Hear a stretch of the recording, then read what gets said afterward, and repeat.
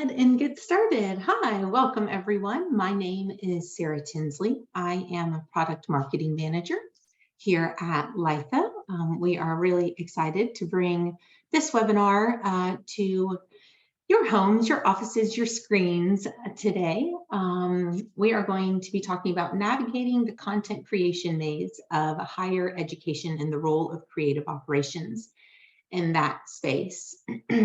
So we have three experts joining us today. I'll start first with Holly.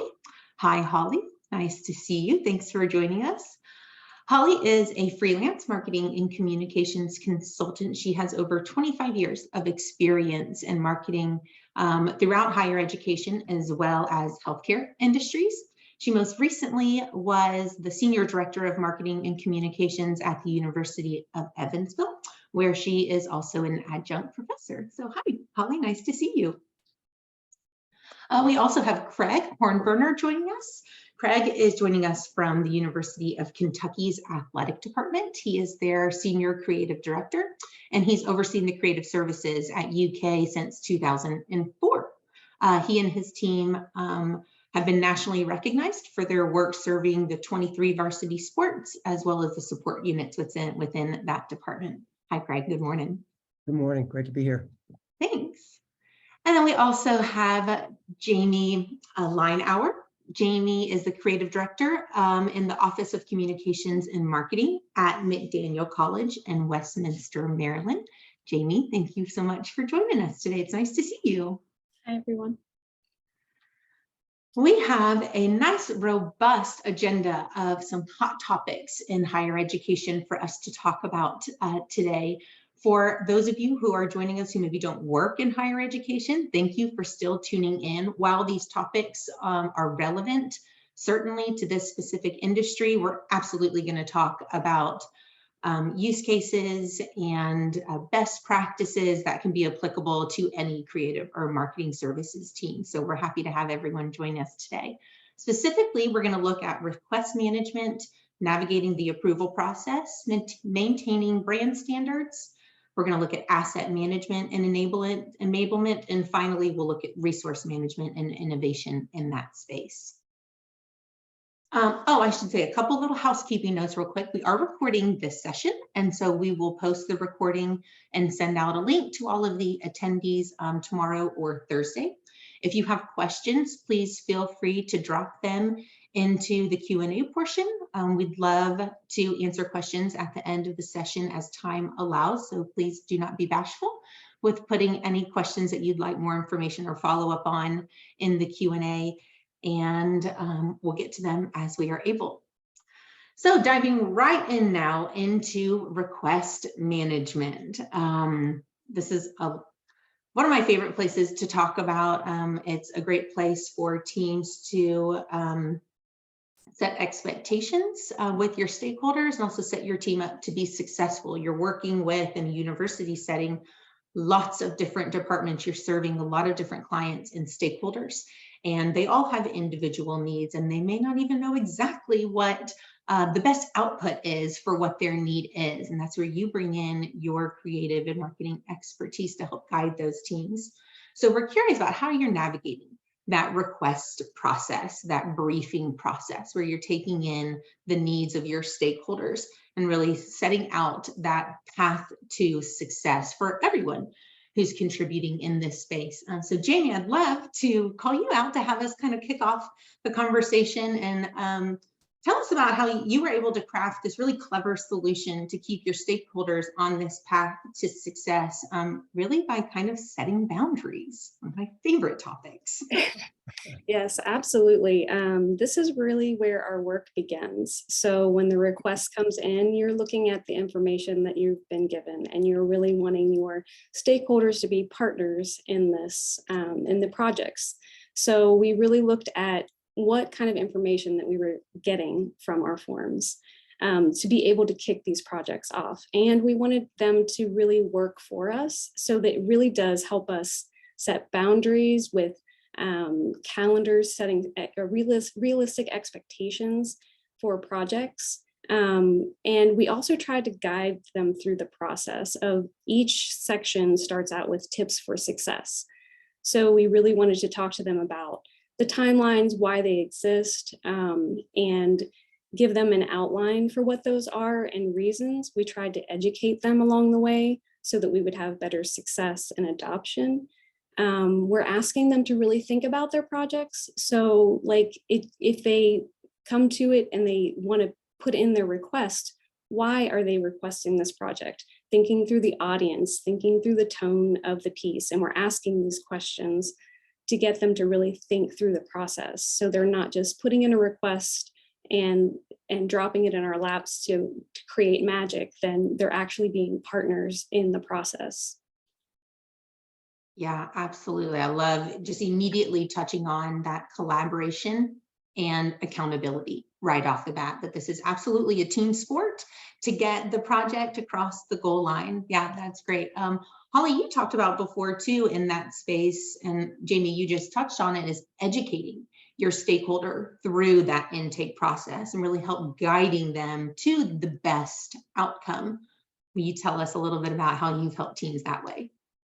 Yes, as part of the forms process, you can not only, in LIFO, you can have different forms for different projects. So customizing the questions so they specifically relate to the request. For instance, if you're asking for a graphic image, you don't need to ask questions necessarily about postage or direct mail. But if you're looking for something to be printed, giving them those guidelines for how long it will take is a great tip to include in the process. I think one other thing as part of the request management that we included in our forms is we also added what additional stakeholders need to be included in the process for approval. So that really guides a more successful avenue for the approval process, including all of the stakeholders that need to see the art and approve the art.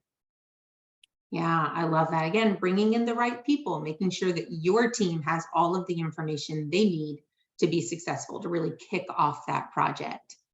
Craig, what's your experience like at Kentucky? Well, our process maybe starts even before a person puts in a request. Something that we've implemented here for a while now is to have communicators groups for various sports. So my departments are the teams here and the various support units. And so for just about any given sport, we would have a communicators group that meets on a regular basis. And a lot of the ideas for graphics or projects that are needed come out of those meetings.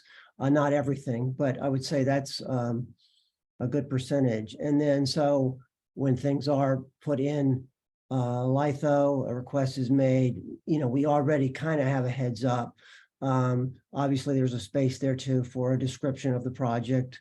And as Holly mentioned, a place to put key approvers and to specify whether it needs to be a print project or a digital project, something that, almost everybody in our department, we have 300 stakeholders, I would say maybe 50 or 60 that are on there all the time, are really high users, but almost everybody at some point wants business cards. And so we have, templates already on our InMotion form there where when they are on our LIFO form where they can go and select. Yeah, I know. I go back a ways to InMotion. I apologize. Fair enough. I was an early adopter to this. So Been on a long journey with us. That's right.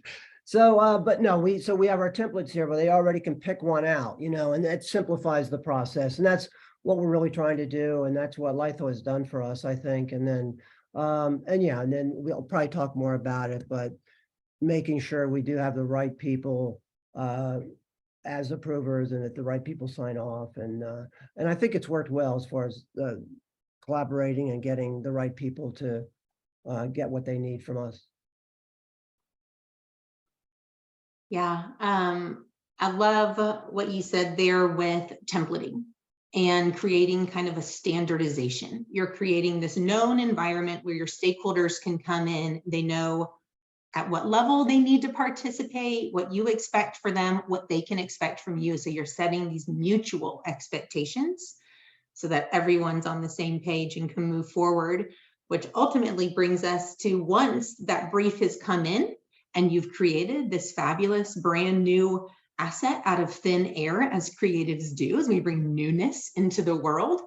Now we need to kind of gut check ourselves and check in with our stakeholders and ensure we're on the path to success, and that we're going to deliver what they need for their objective or their goal, their strategy to be successful. And so we move from the briefing part, we've passed through project management, and now we're ready for that review and approval stage. And in a university setting, you're serving, again, that large number of stakeholders, which means that you're bringing in a lot of people who have opinions on a piece. Sometimes, it's an opinion you're looking for, and sometimes it's an opinion that you're required to collect. And so, you're looking at lots of confidential information. You're looking at layers of compliance and specialists who need to be involved there. There's consent requirements as we working in this really protected industry. When you're working with minors or individuals, there's just a lot to protect and a lot to be cognizant of. So Holly, will you fill us in on how you were able to kind of tackle this stakeholder accountability, particularly when you're really routing a piece through multiple tiers of reviewers, with lots of departments and contributing pieces? Absolutely.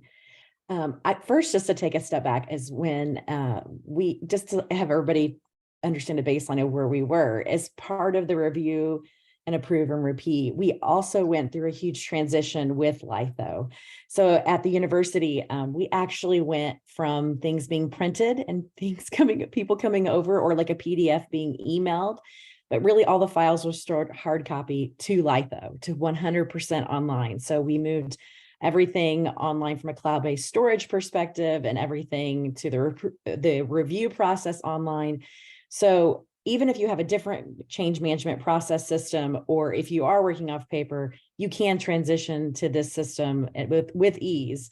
It did take a lot of commitment from the team for the transition to happen. But really, when we got in there, what we saw is the ability for multiple stakeholders to see the approval process in real time and online, either on the actual web version or on the app, which is accessible as well as people are traveling.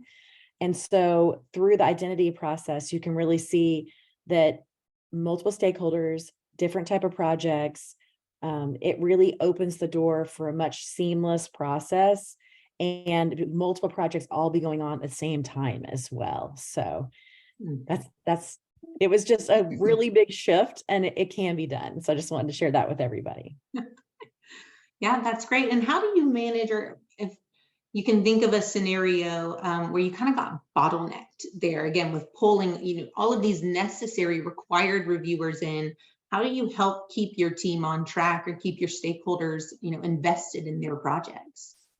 Yes. So we do use the tier system, and we have custom approval routes as well. So for instance, like the admissions team, there's key stakeholders, and we use the tool in there that says that there's a number of essential approvers. So if there's 4 people from admissions, there's 3 required, and then there's additional person review. And the next tier, if it needs to go to student financial services, if there's scholarships included, and then the final tier as well as our team for review. So using the tier process was really beneficial for us, making sure that each stakeholder at each moment in the process has seen and reviewed the art. Jamie, what did that look like for you guys? Well, I think this was a key component that we wanted added to our forms, that we have asking for who all needs to be on the routes, and then also who has the final approval. So when we know that, we are able to move projects forward. Also, we can get in there and tag. So if we see open-ended questions, then we can assign somebody, we can tag them and say who has the answer to this, because that really is a roadblock for designers to be able to implement the changes.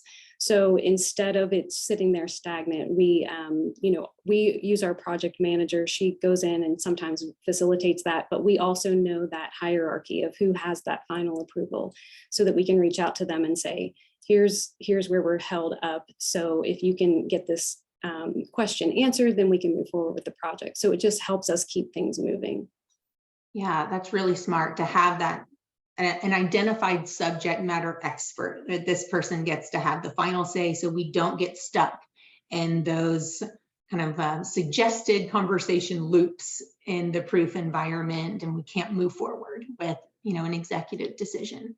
Craig, on the athletic side, are you seeing similarities to what we hear more on like the academic management of proofs? No, very, very similar, I think. Yeah. We some of the same strategies that Holly and Jamie have already described. We use the tiers, approval tiers. We generally, if we don't use the tiers, well, I usually have a pretty good idea of who the key approvers are in any situation. So that's what's most important. We even use Litho. We get a lot of help from we have student staff here that we rely on a great deal. And we even use Litho as a way to kind of critique for them to learn, and that they're used to that. Usually they're coming from the art background anywhere where their work gets critiqued. And so Litho's been good in a way for them they may not be a key approver, but they can see the process in action and see why people make changes that they do make. A lot of times the first proof that we post, we're kind of expecting some changes. It's the first time anyone's seen anything, or we may have multiple things that we're posting up there for people, like here's idea 1, here's idea 2, here's idea 3, and we want input. We want people to kind of steer us in the direction. It may be something, a t-shirt design, it may be, it could be a lot of things. And so then from there, we kind of narrow it down. So the next time we post a proof, it's probably going to be hopefully approved, very close to it. If we have, what's been helpful to us, again, someone mentioned the mobile app. We have a lot of people who travel with teams who are approvers. And so that's been very helpful for them. So they can approve things on the road more easily. If we need, we set hard deadlines. We have a lot of things that have to be turned around very quickly. We do print projects, but we also do social that it's requested, and we try to give ourselves a minimum of 24 hours to turn it around. But so we kind of balance both things. And if we have to, we'll re-invite people. But overall, it's going very smoothly. That's great to hear. I love that you use the tool, like you said, with your interns, with your students as, a teaching technique or device for you, where you're able to bring in folks and really just allow them to grow and learn by just kind of observing, really. Yeah. Just observing. Yeah. Just being invited to be part of the process. I think that's really valuable of, teaching the people the why. Why are we doing the things that we do, and letting them into those conversations to better understand why we do things this way, to reiterate, that helps them learn, cement kind of those brand standards and guidelines. And then again, understanding the why of how we're doing things. Yes. And as artists, and we are, we're responsible for a majority of the creative content here in my area. So, we always say we're putting ourselves out there. We're putting our stuff out for everyone to review. We want, hopefully that we'll have other people be willing to put their comments out there too. And we take it, it's usually constructive criticism, and we welcome it. So. Yeah, there's absolutely a level of vulnerability there, but by creating this safe space for people to come and to be honest with one another. And that's what it's become. Yeah. It's been good. Something else I wanted to add to this is the portion of the accountability for the stakeholder in the review and approve process. We've asked them to make sure that they are reviewing and doing a thoughtful review and turn that around in like 48 hours so that we can continue to keep their projects moving. And then also we're trying to take down the number of proofs. So we're asking to do 3 proofs, up to 3 proofs, so that we can keep those projects moving through the queue and they don't stack up on the team. I think it's just a nice way to help protect your team so that projects aren't stacking and we're able to keep them moving through the queue. Yeah, that's a really, really great point. Again, of that mutual expectation, everybody understanding what's required on one end of the line and what's necessary on the other end of the line, so that all of the necessary contributors know when to participate, how to participate to keep things moving. That's a great point, Jamie. So our next topic is looking at maintaining brand standards. This particularly valuable, really for any brand, is you're maintaining your reputation, something you've worked really hard for, your market presence and awareness, but particularly in a university setting and institutions. This is a competitive industry. It's a competitive field. So it's really important for you to be able to have that brand recognition. So within your institution, you're also working within, different schools, colleges, campuses, departments. Maybe you have online learning as well. And so you're maintaining, a university brand standard, as well as kind of sub brands that live under the institutional umbrella. And so looking at this brand standards, how are you guys ensuring that your content, when it leaves your office, that it's deployed appropriately, that people are using assets in the appropriate manner, in the intended manner? Craig, for you, being at an internationally recognized school at Kentucky, it's important for you guys to maintain that hard-earned reputation that you have. So how do you help coach your internal team as well as your stakeholders to help you guys promote and maintain that brand? Yeah, well, obviously, I think education is a part of it, making sure that people know what those standards are. I think LITHO has helped us reinforce that, so, and I think our role here is to be, we're responsible to kind of protect our brand, it's part of what we do. So hopefully the things that we're creating are on brand, or I said, if they're not, that we catch it, and I think that's an important part of what we do, is just, and that police our brand, and along with our marketing department, I think, but we hopefully everybody, and I think what's happened is over time, the people that are regular approvers see the kinds of things we're looking for too. And so I think we educate that way, as well as just making all of our brand standards available across the board. When we do templates, hopefully they're already brand compliant. And so I think those are the basic strategies. Education is a big part of it, and then informing people on LITHO. Yeah. Jamie, you've talked before about the importance of documentation, particularly in this kind of brand maintenance space. Yes, we use the brand center. That really has been helpful to put all of our key components in it. We have, you can download the fonts, you can download the logos. We are educating through that process as well.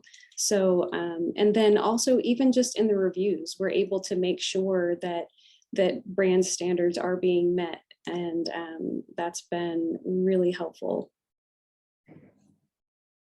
And Holly, two quick things. I want you to talk about your lunch and learns, because I love that proactive approach to educating about your brand. But then also this kind of loops back to that request intake that we talked about at the beginning. You shared with us about how having a really smart intake ultimately ended up with really helping you protect your brand. Absolutely. Yes. So we used to have, before LITHO, just one intake form that asked an array of questions depending on no matter what your project was. With launching LITHO, we were able to have a form for each type. So the questions, there's like a fourth of the number of questions that are necessary for the new forms, because it specifically asks you, if you're doing a direct mail, the direct mail questions, if it's a flyer, the direct flyer questions. And been able to say what's required, what's not required in those fields. And so the ease of process of submitting the forms created not only an easier intake process, and also a more enjoyable process, that more people started filling out more forms and requesting more things for us, which made more of our content, more of our artwork on brand. So when when you have a process that's a little clunky, or, the form seems so long, it can deter people. But when you make it easier for them and the process, and then once they saw the art in the system, everything just moves so much more quickly. So again, not only were we moving things more quickly through the system, creating more capacity, it also created more opportunity for people to be engaged and involved with our team and submit requests for things that maybe we would have never seen before. So it was a great process. Also, when it comes to lunch and learns, as part of the process, we went through a huge transition, but what we realized is we are always onboarding new people, or we are also onboarding new people to LIFO that may have been at the university for a very long period of time, but may be new to the system. Maybe they've never needed to enter a request before. Maybe, their role has changed. They have changed departments, or there'd be a plethora of reasons that they need to be in there, or maybe they're more engaged and involved in entering things. So we started launching once a month a LIFO lunch and learn. We did it actually over the noon hour, and individuals could come. And we pretty much went through like how to submit a project, what it looks like when a review, how to tag people. We learned through our process, people weren't tagging people. And so that push notification process became more seamless for them. They understood it, they saw it, they got it.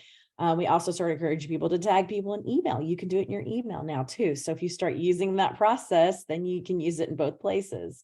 So once we started doing that, and then opening up, of course, for Q&A, we also really pushed and showed the Help Center. The Help Center within LIFO is just a resource of information. There are so many videos in there. If you forget how to do something, you haven't done something in a while, that is a great resource as well. And so a lot of people were asking if we recorded the lunch and learn. And I said, everything I talked about is in the Help Center. So really pushing that as well. I will say too that, staying on brand and checking to make sure that everything we produce is on brand is kind of one of the boxes we check with every proof. I mean, we have, there are people that I think are really looking at, if there's text, looking at the message, the written message to make sure, it's accurate, there aren't typos.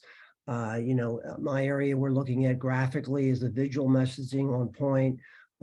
We have people that especially if it's a recruiting graphic, we have people from our compliance area that, they're really honing in on, okay, is this compliant? Is this, and so again, from a brand standard point, I think it's our area in marketing. They're really looking at that and making absolutely sure that we're on brand.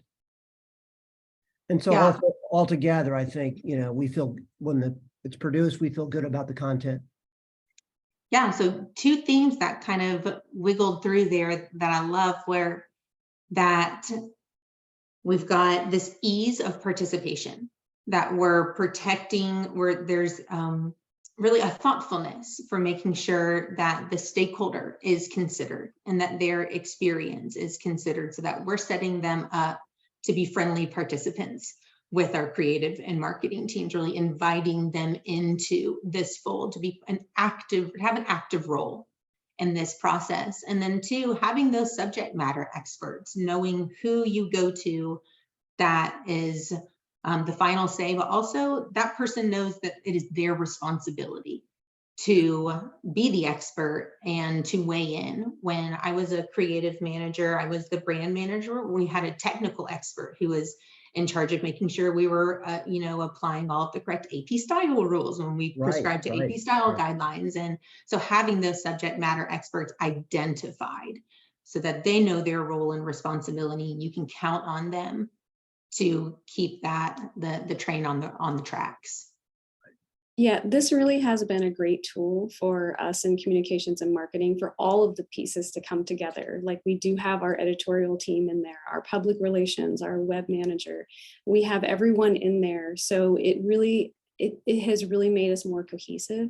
And we've always been collaborative, but it's really brought us into that central location where we can all have our eyes on it at the same time.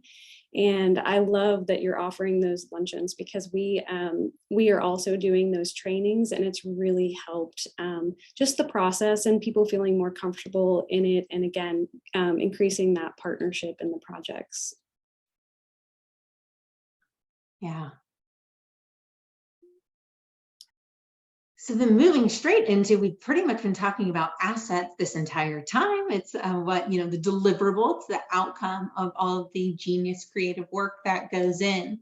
And so looking at that asset management, once it's been created, how do we ensure that it's one, able to be found so that it can be executed and go out into the wild and perform, to the highest degree possible, we hope.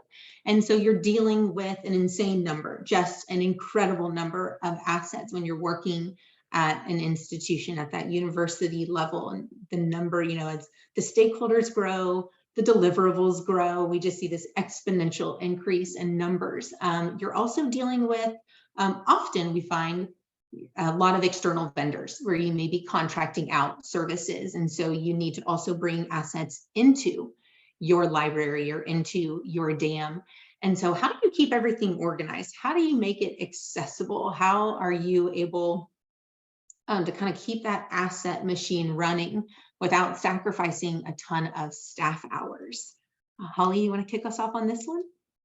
Yes. So in many universities, we have a lot of contract employees, whether it's video or it's photography. We had someone that was a contracted photographer, and the ability with the dam, which was great, is that for each different event, so let's say a welcome week event or commencement or whatever that is, we could send out a link that had pre-tags on it. So we could put the month, the day, if it's inside or outside, all those different tags that are more generic to the event. And then once it comes into the asset management tool, we were able to then tag more specific from our team. So if we know individual names, before it actually went and uploaded into the system. So that resource to be able to pre-tag from the vendor just created a lot more ease. And then just adding additional tags where we entered it into the system. So I can't talk enough about how much that just really changed our world. Before we had the dam, we really just had a folder full of a bunch of photos that we'd have to search for. There's no tagging, and usually someone just kind of knew the date or kind of the year that something was photographed. And so the ability to not only find photos, upload photos, but also to create collections and share photos so it's easier to find them and share them has really been a game changer. Yeah, that's great. I think, Jamie, you guys were you use kind of a similar process at McDaniel? Absolutely. We're using it Yeah. the same way. And again, we do also feel that it has been a game changer. And also it's just been so helpful for our team that it's so easy to use that people are able to help themselves. And that takes pressure off of our team. So it really has been that game changer that we've been looking for. Definitely using the tagging, the pre-tagging when we have external vendors that we use. Providing that link that they upload into the Litho dam, and then we're just able to accept them. I agree, it really has been a game changer. That's great. And Craig, what about for you guys as far as making sure that the right assets end up in the right hands at the right time? Yes, well, one thing I want to mention was just how we've kind of used Litho to help us really get organized with our projects. Now that we do, when we were primarily print, we were talking about maybe hundreds of projects a year. Now we're talking thousands of projects a year with digital. And so ever since we've been with Litho, we started doing auto numbering and auto naming of our projects. So any task that comes in is immediately assigned a number, sequentially, and then the sport and then the month and year that it's produced. And so and then we use that same name to create a folder that goes into our kind of a library. So everything, the project then as it's created stays in that folder with that same name. Sometimes we'll bring assets over and put them in that folder. We're kind of the keeper of all that, so and then for us, and I will say too, the Litho, once we do that, the Litho search engine has been great. We use that quite a bit if we have to go back and find something in our archive. So it's projects kind of go from being active projects being in our library, but then that library eventually becomes an archive for us. And so, you know, we have an in-house photo department, we have a sports video department, and kind of our assets are all around us. I feel like, you know, we're not really dispersing them as much. We use Photo Shelter to manage all of our photos. So when we need to go find, again, because we're the creators, generally, we're the ones going up and finding those photos or interacting with our video department. You know, does that make, that's kind of how we work here. Yeah, and that you, all three of you have touched on organization and having, again, that ease of use, a place where your stakeholder can, like you mentioned, Jamie, self-serve. They can figure out where they need something, when they need it. You're not having to give a bunch of permissions, tell someone where to dig through this, you know, subfolder situation. We've created this easy to use, easy to navigate place where people come in and self-serve themselves, and by using really smart tagging so that folks can easily whittle down thousands of assets to 10 and pick from that. And then Craig, as you mentioned, having that established nomenclature, something, you know, a formula for people to follow internally so that your external vendors have the benefit of following that same organization kind of path that you've created for them. Along asset management, particular to higher education, how do you guys deal with kind of a confidentiality or you know, some compliance issues when you're dealing with photographs, you know, maybe, you know, sensitive subject matter, you know, restricted subject matter? We definitely use the permissions. So we can set those so that, you know, only a certain group is allowed to see those, and not open to the public. So that's how we're managing those assets. And then I know for us, minors are always a sensitive topic for a couple of reasons. One, if they're somehow protected or they don't want their photo taken. So we're sensitive to that we would make sure that we have any sort of permission that we could tag with the photography. But it's very rare that we photograph minors, because a lot of the minors that would be on our campus would be prospective students. And, you know, you don't necessarily want to take a photo of a prospective student that may never eventually be on the campus, be your student.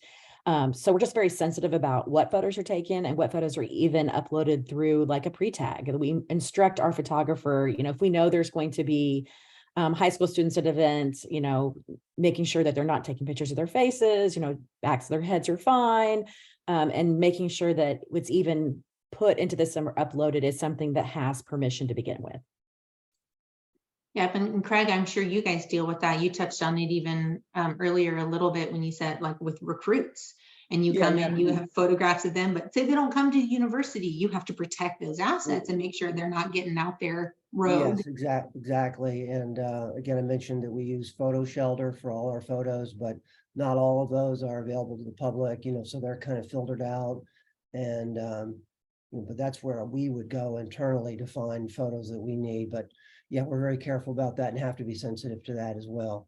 We would never want to put something out. And again, that's where our compliance people help us too, but we want to make sure that we never put out a photo of somebody that was a potential recruit that never ends up coming here. So Sure.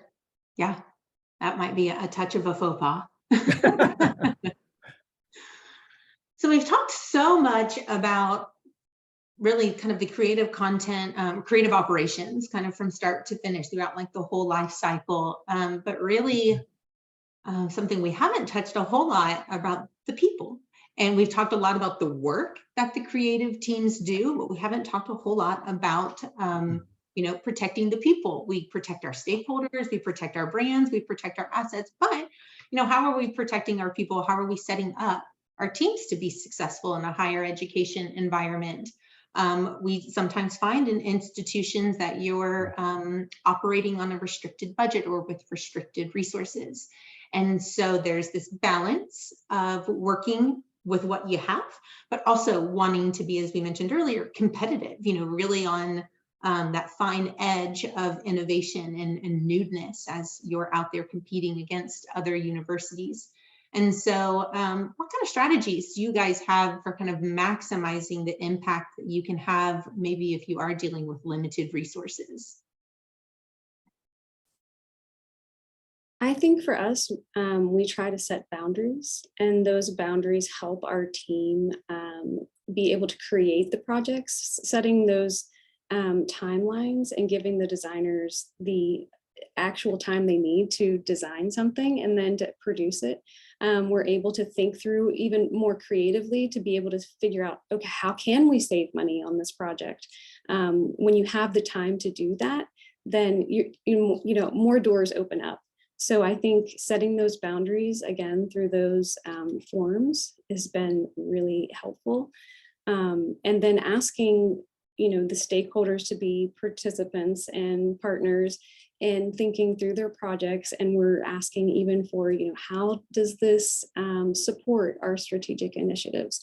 Like, so it helps us also prioritize projects so that we can focus in on the ones that we feel like are going to be the ones that we should be focusing on for the college. So I think setting those boundaries has really helped the team, and it also provides more creative space to even work within a, you know, smaller budget. Yeah. I think another strategy that, you know, we use here is we still do a fair amount of printing, but, you know, more and more now we have gone digital. We know a lot of our, in the recruiting space, a lot of the prospective students are using mobile devices and they're on their phones. And so that's where, you know, a lot of our social is targeted to them. So we do a great deal there. If there's things that maybe don't have to be printed, but can be a PDF and live on our website, we do that. So I think, and over time, you know, I started in when I started in this business, we were doing all print, you know, and I still have an affinity for that. But I think there's no doubt that I think if you can save money, the more you can go digital, there's definitely a savings to be realized there. And we've tried to take advantage of that as our printing budget has gotten smaller over time. And I would just say, you know, in addition, Craig said this earlier, but, you know, we do have certain groups that, you know, we may be entering a project for them or working more closely with them. So leading that strategy where you know whether it is a small budget or if it's your budget or their budget and what is really available is a big piece of that, because once you know what that resource is and how much is available determines what tactic can really be implemented. And I think along with that, as Craig talked about direct mail, you know, direct mail is still a piece of a lot of strategy, but maybe the budget is reduced, or really the budget's not reduced, but it costs more to mail less because the paper quantity and the postage is different than it was 10 years ago. So really thinking about who you're targeting and getting very granular in who you're targeting on digital or who you're targeting in direct mail, and making sure if you are sending someone direct mail, you know, if it's a visit postcard that they've never visited before, using your CRM and leveraging the knowledge you have about those prospective students to put them in the right drip campaigns and put them in the correct cues for communication so the comm flows match what they really are in their stage in their process. And being careful about quantities too. I think we've talked about that before, but just, you know, even when we print, our quantities are, you know, we're being much more strategic maybe about it. Do we really need this many? Can we only use this many? Can we do this digitally and not offset print? You know, so I think there are strategies like that maybe that we use as well quite a bit. Absolutely. I think it's that hitting that right target audience is really the driver. Yeah, and being able to insert yourself as that strategic expert of saying, this is, I'm going to bring my creative experience and expertise to help guide this project so that you're being, you know, careful with other people's money. Right. And you're taking in all of the different considerations that, you know, perhaps your stakeholder, you know, they're just not aware of because they don't live, you know, in the print industry, or it's just something they haven't considered. So you're bringing this extra level and layer of expertise to those conversations. And by being an expert in the field, it really helps you manage your resources so that you're getting the most out of them, so that those, you know, your outputs generate. Yeah, I'm sorry. it's Go ahead. ultimately what's the best platform to reach an intended audience, whatever that audience is. Yes, yes. And it's knowing your audience, it's Yeah. going out and being your market expert as well. It's not just, we hear this a lot and it's a little cliche at this point. It's not just making it pretty. It really is the strategic involvement that, the creative and marketing teams bring that, as Jamie, you mentioned, really do funnel up to your higher strategic goals at the institution level. Okay, well, before we leave this slide, Jamie, I would love for you to tell us about the graphic that we're looking at, because this is such an excellent example of you guys, your team, getting really creative in an environment that you had to kind of think inside the box. Yeah, absolutely. This came out of when the pandemic had really blown up and we had to cancel our admitted students days on campus, and we were really in that cycle of trying to meet our numbers, and we were just like disappointed that we couldn't have our day on campus. So we really felt like, well, if they can't come to us, we're going to put it in a box and we're going to send it to them. So that day is celebratory. It's a fun day. We have a large candy bar full of green and gold candies they're able to take away. But we really try to incorporate each piece to this box, including an audio card that was the voice of the president speaking to the student. A video card that really showed that faculty-student relationship that we just felt like they were going to miss because they weren't able to come on campus and partake in one of the sessions.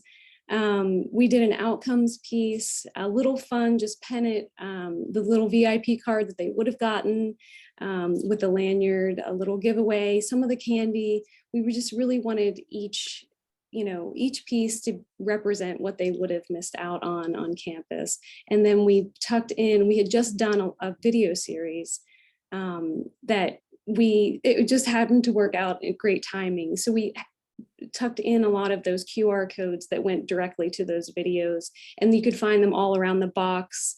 Inside, we did a fun scratch off for the financial aid. We try to make every piece as fun as possible to really speak to them. And it was at a time when, no one could come out. So when they got that box, they were really, really excited. And I was able to even meet one of the students that said that she had received the box and loved it. It was one of her favorite things. So of course we were really excited to hear that, because a lot of love went into that. And it was very quick that we had to turn this around. So, I really fully believe that we would not have been able to do that, getting all of those approvals and everything, if we weren't in Litho in that way. We were just back and forth so quickly with approvals and everyone getting their input, because we worked really closely with the admissions team to pull in all the materials that they would have given, or even conversations that they would have had. They were writing letters and to their students, and we were including those. We tried to personalize it as much as possible. So that one was what we called our miracle box, which brought us actually the biggest class that we had ever seen. So super excited about that one. Absolutely. I love how you guys really were able to personify your brand and to make it tangible, and in a time in our world where we were afraid to touch things, and you found a really lovely way to bring your campus to your audience. So we've wrapped up kind of our formal, the structured portion of the webinar. We have, there's one question in the Q&A box that talks about, Holly, when you mentioned mentioning in email, I believe we're talking about in Outlook, you can mention someone who's copied on the email. We're not talking about mentioning in an email reply that then threads over to Litho. So I just wanted to clarify that we don't have that functionality right now in our system. It has been requested, so if that's interesting to you, we'd love to hear your use case of being able to engage with Litho kind of through your inbox. But I just wanted to clarify for our audience that we talk about mentioning It's specific to the Litho application, but now you can do it within your email applications as well.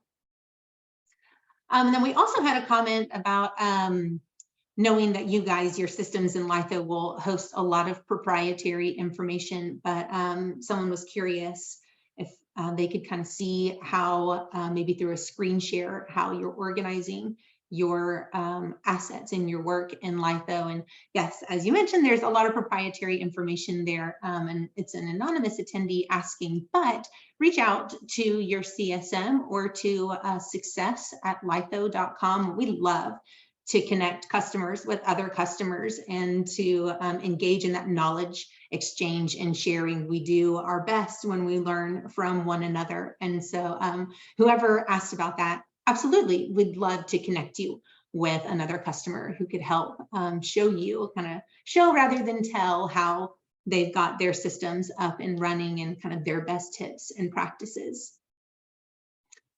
So Jamie, Holly, Craig, thank you so much for sharing your time and your expertise with us this morning. This has been a really lovely conversation. I've taken quite a few little notes for me to go back and follow up on, do further research, stuff that I'm just curious to dive into more. So thank you for sharing us tips and best practices to keep us all just moving our creative teams and our operations in the best direction possible to set really all of us up to be as successful and really joyful in what we do and how we do it.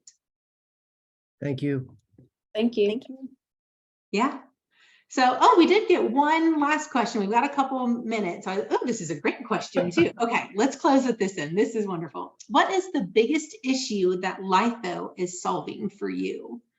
Craig, you want to go first? Or maybe I shouldn't call anyone. I should let you think about it and you let us know.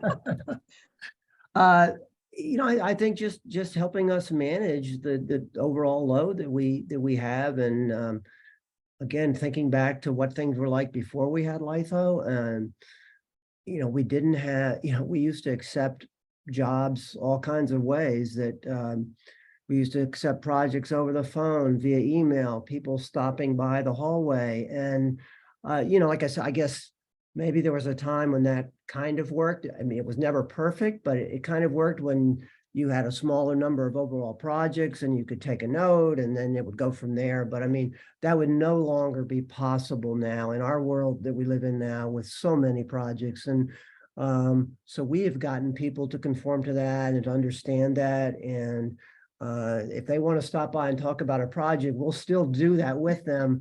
But ultimately, they know where it's going to lead. Yes, that sounds great. We'll do it.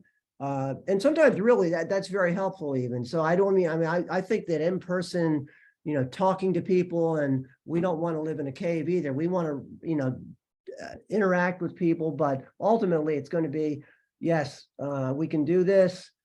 Please go ahead and put it in Litho, and we'll be happy to, as soon as we see it come through, we'll sign it and get started on it. And really, for the most part, I think people have become more and more used to just, that's kind of how they work in with other areas where there's some intake involved, and then we take it and go from there. And so, whether it's doing creative work or some other aspect of their job, there are times when they have to go ahead and there's some intake involved. And so it's just, like I said, I can't imagine not having this, because it would make our job so unmanageable. So I mean, I think it's just brought some, it's helped us bring organization to what we do and manage our jobs. So, and everything that comes in Litho, I think when we get projects, and another thing we do, we've kind of created our own production calendar. So when I said things get named and numbered, we usually copy that to a Excel spreadsheet too, so that the two things that I have up on my screen somewhere are always the Litho homepage, and then our production calendar, which I can see at any time, and it's done by week. And so every person on my team is on that spreadsheet, and I know what projects have been assigned to them and when it's due, and those two things. But again, and it starts, it's auto named, auto numbered, it's on that production calendar. I know what project it is and what it's for. So those two things have worked really well for us. I know for us, as Craig mentioned, he had the spreadsheet. We used to have a spreadsheet. We don't need one anymore because we have Litho. So we created custom filtered views for things that are in production, things that are outgoing, I should say, things that are in project queue for creative, things that are in copywriting queue, things that are in production, things that are waiting on invoicing. It helped us be more accountable that we're waiting on invoices for things for, especially for end of fiscal year. So we created those custom filter views. I know that was one of the requests for someone that was asking about it, but that's actually something after we launched that we were trying to figure out how to use it better for that type of thing. And Travis helped teach us how to create that view. And then it just, we didn't need that spreadsheet anymore. We can just pull, and we all had a Tuesday morning meeting and we all pulled up the same filtered view and could see the same thing on all our different computers and laptops. So that was one, I think, from us as a project management standpoint, keeping us more organized, being able to look at those list views. But I think the second thing it did for us is file management. As Craig mentioned, he has folders. We got rid of folders. We do everything in Litho. So like the Hey now, come on now. I'm sorry, we got rid of them because we zipped the artwork and we put it in the folder, in the final folder. And then we also put the invoice in there. And also if there's a spec sheet that goes out, it's all in that job in Litho. Like we realized we don't need to have these separate things anymore. We can have it all in there. And so for us, it's centralized everything. So we don't have things in different places. So I think for us, is that we really took a hands-on approach of like, how can we just use Litho and not be using all these other things to make it more streamlined and make everything in the system. And I think that was the biggest benefit for us, is that there was no longer like, oh, here's the job number, let me go look for the folder, let me look for the thing. No, it's in the job in Litho. It's right there. There's no reason to hunt and peck and try to find it. It's all collaboratively together. And I think the aha moment was too, to start putting invoices in there. So if you wanted to look at how much something was, and the next time you're doing the same job, it's right there. So everything for us, I will say, everything for us lives on the OneDrive. So it's not as complicated as it may sound, although I maybe need to take a look at what you're talking about as well. Well, Holly, you are just speaking my language. Like it was just, I mean, everything goes in that. It is just so central. It's really, honestly, Litho is like a team member. It is an extension of our team. It's so integral to what we do that we're in it so much, and everything is housed there. I mean, when they're like, oh, well, what did we print last year? We don't know the quantity, or, how much was it last year versus this year? And all of that information is housed there. It's so easy to find. It's just beautiful. Well, I think let's wrap up on it's just beautiful. It's a lovely way to close out our session together. Again, thank you guys so much for your time and your expertise, and just your great attitudes and your smiling faces. This has really been a treat for me, and I know our audience has enjoyed it as well. So very appreciative. Thank you very much. All right, thanks. I thank you. You bet.